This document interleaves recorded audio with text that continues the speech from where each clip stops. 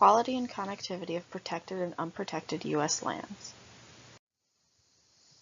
The United States has protected and unprotected lands, with the protected lands under various degrees of protection. Protected lands can be managed to protect biodiversity or habitats, or they can be managed for resource extraction. Currently, the lands protected are scattered across the U.S.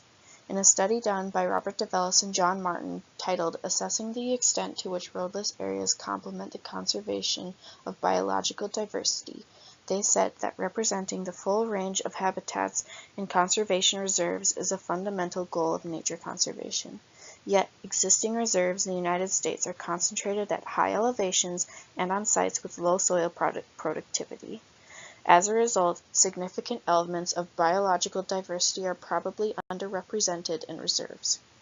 These high elevation lands are creating islands of habitat in which many species have limited movement between.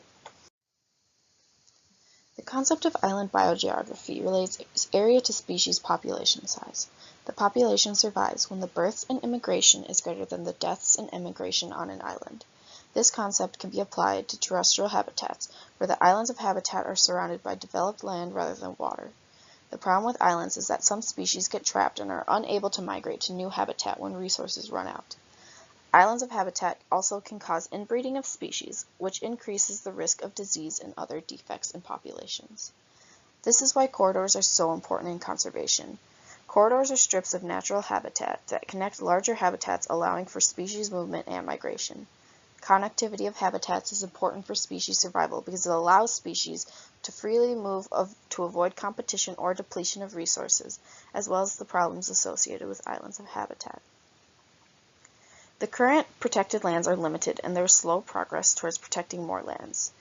In a review done by Moore and Sale titled Ongoing Global Biodiversity Loss and the Need to Move Beyond Protected Areas, a review of the technical and practical shortcomings of protected areas on land and sea, they said the current pace of establishment of new protected lands will not be able to overcome the current trends of loss of marine and terrestrial biodiversity.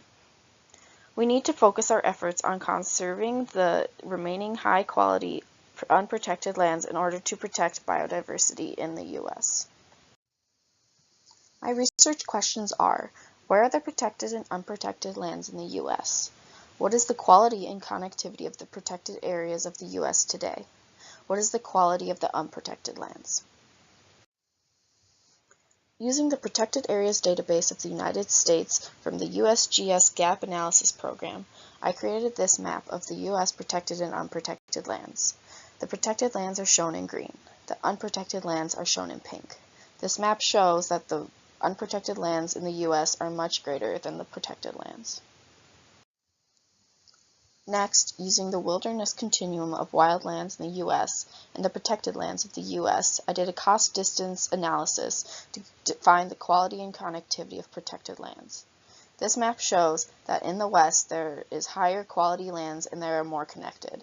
In the East, there are some high-quality lands, but they are not very connected, and there is almost no connectivity between the East and the Western lands. Lastly, using unprotected lands in the wilderness continuum, I used zonal statistics to find the unprotected land quality. This map shows that in the West, the unprotected lands are of high quality, whereas in the East, there are less unprotected lands and they are of very low quality. These results show that the western U.S. has the most government-owned protected and unprotected lands. First steps would be to work towards buying lands or making conservation easements in areas of the U.S. where there is no connectivity between lands. The western U.S. has the highest quality and connectivity of protected lands as well as the highest quality of unprotected lands.